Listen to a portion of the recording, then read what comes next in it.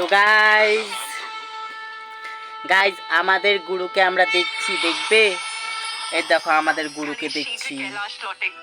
उसके विजय के उपलक्ष्य में उसके लिए स्वादिष्ट व्यंजनों का भोग तैयार करूंगी। हाँ देवी पार्वती, पुत्र गणेश इतना बड़ा कार्य कर लौट रहा है।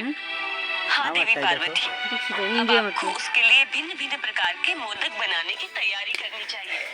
এইগুলো হয়েছে আমাদের দেব দেবী। কেমন লেগেছে গাইজ? কেমন লেগেছে? আমাদের স্বর্গলোকে এগুলো থাকে, দেখতে পেয়েছো? আমার গুরু দেখবে, আমার গুরুকে আমি দেখাচ্ছি, দাঁড়াও। গুরু দেখবে, संकट अभी पूर्ण रूप से टला नहीं है।